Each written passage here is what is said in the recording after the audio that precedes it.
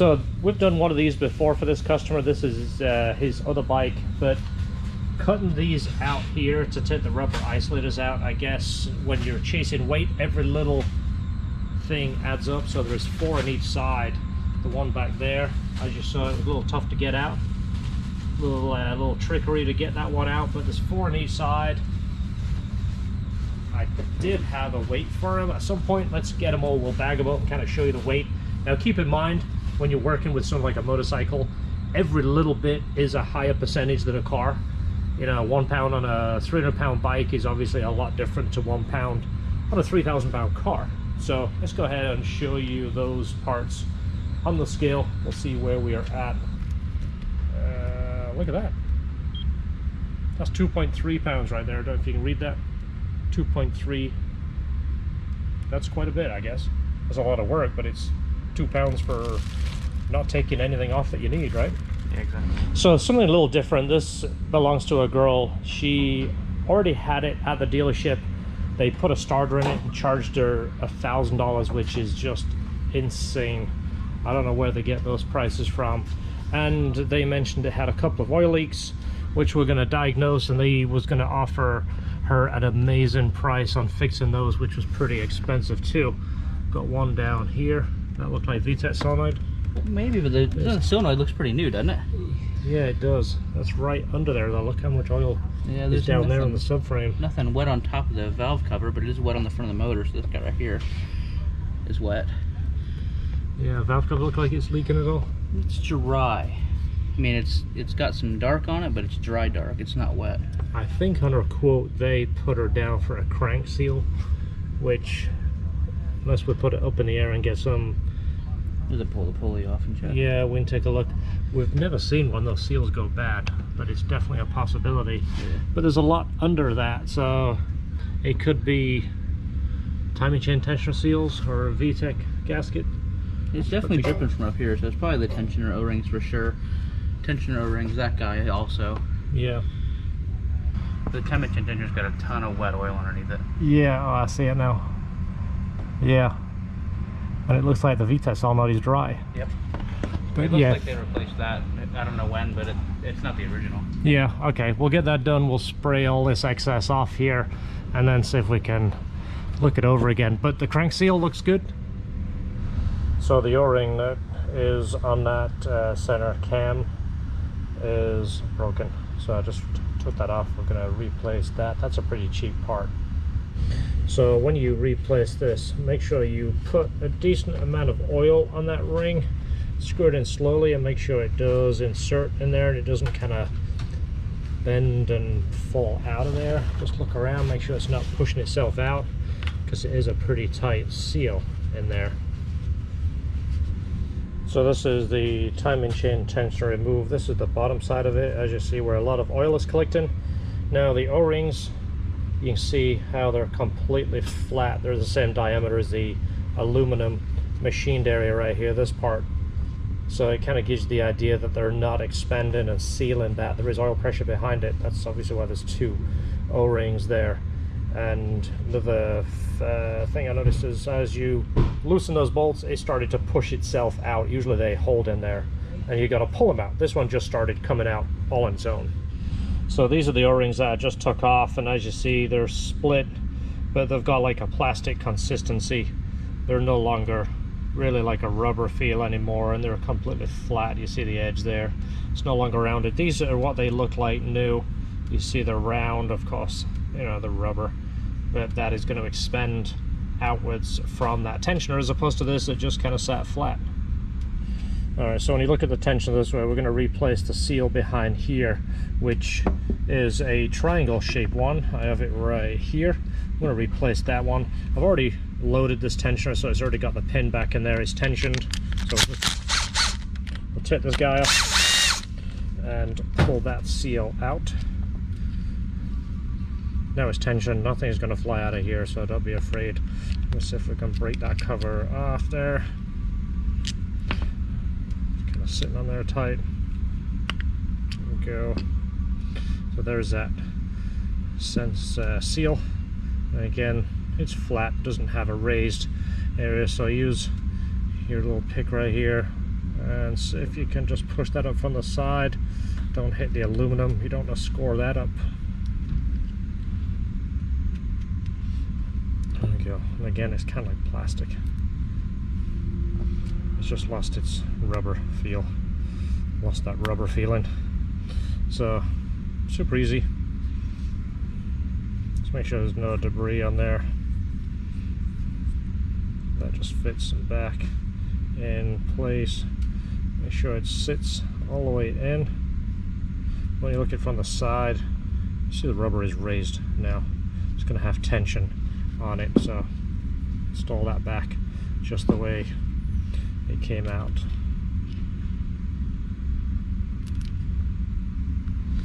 Alright, so when you install it back, again, put some oil on here so your seal goes on easier, less chance of tearing the seal. And there is 2 different thickness seals here. Make sure you put them on the right way. If you look, the thickness is different. See how that fits in there? So just carefully roll it on. Roll this past that first seam so you don't push it over it and tear it. Again, you can't really mess it up on a new one, but just be careful with it. Make sure it sits in there.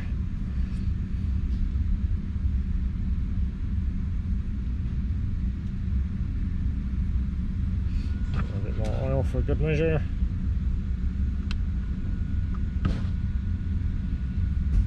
That'll help that slide right in there now. So we're going to go ahead and wash the bottom of the motor here just to get any residual oil off here so we can kind of keep an eye on it. And same thing, we'll tell her just keep an eye on it if you see any drips. Now the engine is clean, we'll be able to identify where they're coming from, but I think that we have them taken care of.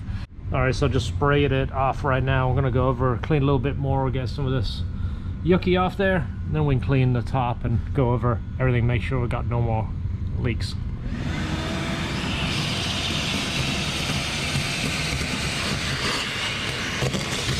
We'll hit that with a little bit of cleaner and a little bit of elbow grease and then blast that off. But yeah, look at that. Wait till you see this in a minute. Alright, so if this video gets 50,000 likes, I'm going to do a how-to video to clean your engine bay. What do you think? 50,000 likes? I don't think that's enough. 50,000 likes. I'll show you exactly how to do it the LHT way. But in the meantime, this is what it looks like right now, so we'll show you it when it's done. How about that? So look at the transformation now. That is, it looks actually like brand new. Look how nice that valve cover came up. So not only did we do the engine bay, we decided to give the car a wash and the wheels a wash. You remember what it looked like? So that's kind of like a thank you, and it's also a, hey, don't forget, we're going to save those leaves and put those staple it to the invoice. As a quick before shot. That's right. So it's kind of like one of those things, hey, we want to renew your faith in a shop. Not all shops are here to just take all your money and sell you stuff you don't need. Some shops really care. So I hope you agree. That's really the way you should treat your customers. This isn't just for your customers, this is for the shop owners too. Just go one step more. Don't charge for it. The customer will come back. You won't have to advertise, it'll come back.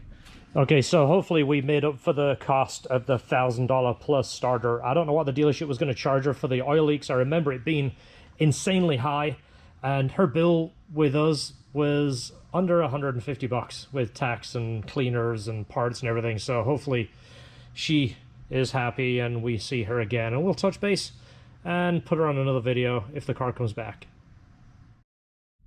Order number 125 goes to Vincent Johnson in Florida. So another spinner goes out to Vincent Johnson. Order number 125. We're gonna do this until we run out of these, and then we'll do something else. How about that? Every 25 orders you win something. Isn't that cool? I'm actually kind of enjoying this. And there's no funny raffles or ways to enter and gotta do this and buy that. Just gonna give it away every 25 orders. That sounds good, right? All right, so sorry for the terrible lighting. The lights went out in the office. These are those fluorescent lights. And they've been replaced a couple of times and they finally quit. So rather than trying to fix them again, I just ordered some LEDs from Amazon, the ones that are like a drop light, you replace the whole panel. They should be here tomorrow. So real quick, shipping. We're not shipping overseas right now until I come up with a better system. For one, over the years, sending stuff to Europe, sending stuff across seas, stuff has got lost, and of course you're going back and forth with the customer. You don't want the customer to eat it, and then by the time you refund their money, and then 2 months later it sometimes shows up, sometimes it doesn't. We don't have a high enough profit margin to eat those orders. Now, let's say I was buying keychains for 25 cents and then selling them for $5 and they don't make it to the destination. Hey, no big deal, refund the money. You can do that a dozen times. But when you're only working with maybe 10 to 15% profit margin, if you lose one item, I mentioned this on Instagram, might take 6 orders to get back to where you were. So it's like the odds are just not good enough, and it sucks. I don't mean to sound like everything sucks. It's just kind of a calculated risk. Same with t-shirts. I have our t-shirts made locally, and I could get them overseas or one of these big t-shirt production companies. I've seen shirts you can get them as cheap as $2. Now, they're probably the worst quality shirts. The shirts that we're selling, they're jerseys, and by far my favorite shirt. I only sell what I use. I don't want to wear something that's one thing and then sell you something that's crappy, or parts. I only sell what I use. I'm a big believer in sharing what you like. I don't want to just sell it just because it's available. So unfortunately, no shipping overseas right now. I did look into Canada, and kind of a crazy story. In the store, I went into Canada and set up the shipping rules to see what it would cost to ship a t-shirt to Canada, and it was 28 bucks USPS in a flat rate envelope.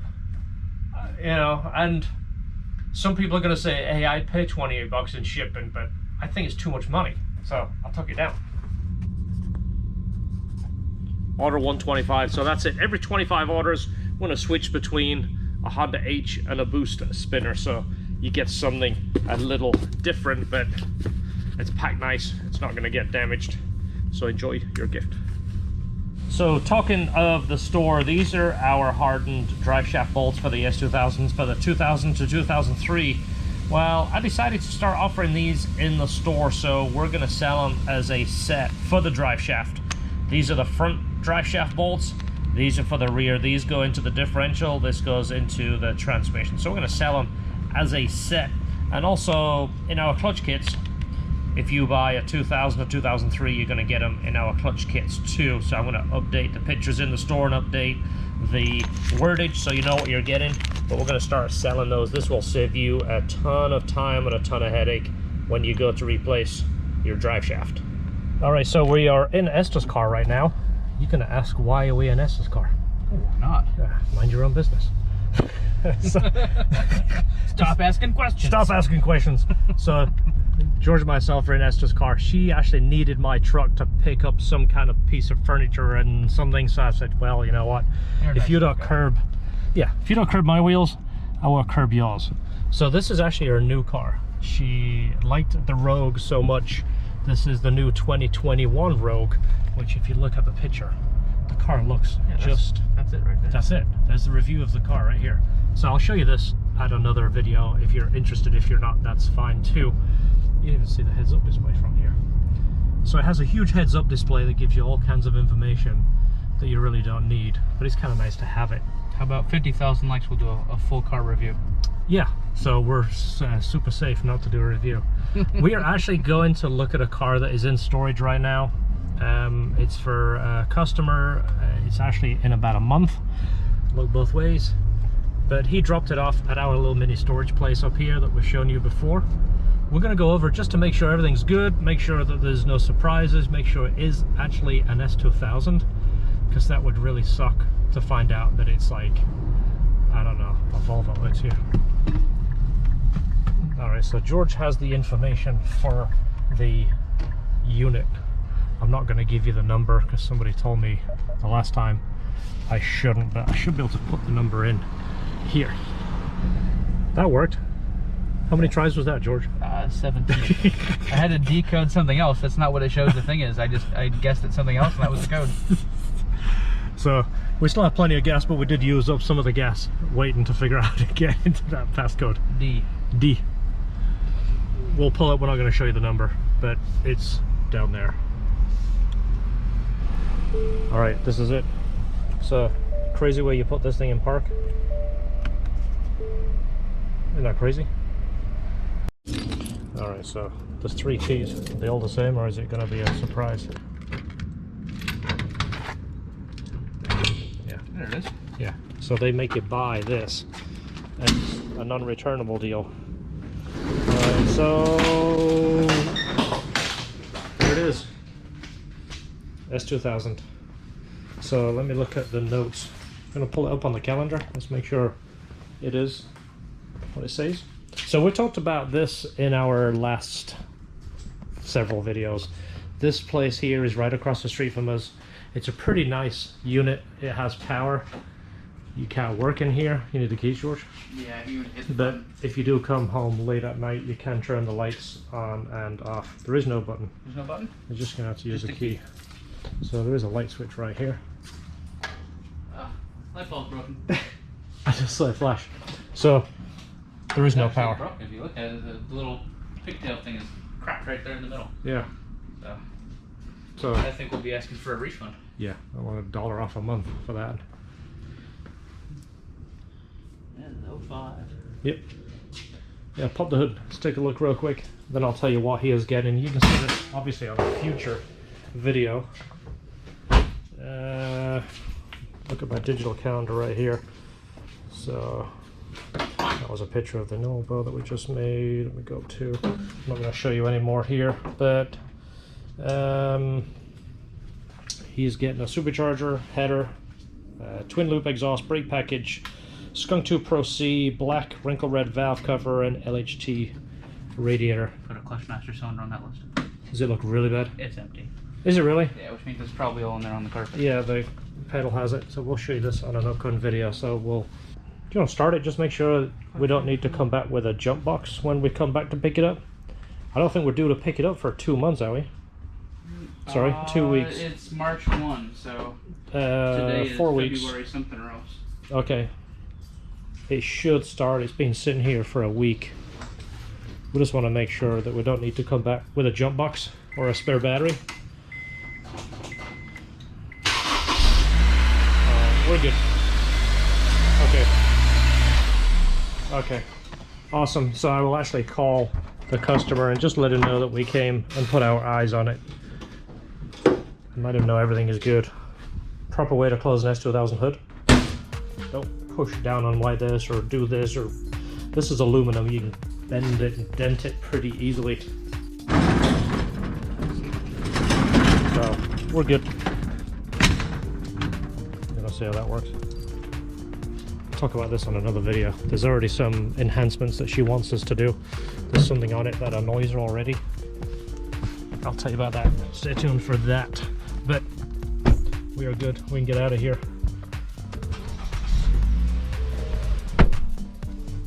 So we don't need a code to get out, do we? No, it'll shit open. There you go. Tell you what's cool, the heads up, it's got the speed that you're going, and it has it's like a posted speed limit. It has a camera that sees the sign, and when it sees the sign, it knows that it's a speed limit and it puts it up in there. How weird. Yeah, it's crazy. It says we should be going 40 now. Yes, because the last sign it saw was 40. It said it in the book, and I was like, there's no way it can do that.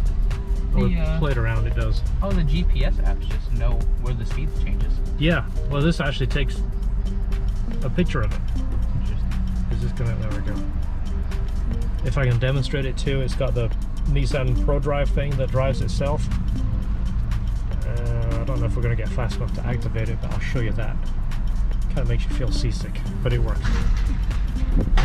When somebody is driving the car and you're not, it immediately feels weird. So I think you got to get up to like 25 or 30 miles an hour. Let's see if it'll do it. She said she tried it a couple of times and don't like it. Alright, so let's get up to 30 and then what do I hit set for that one?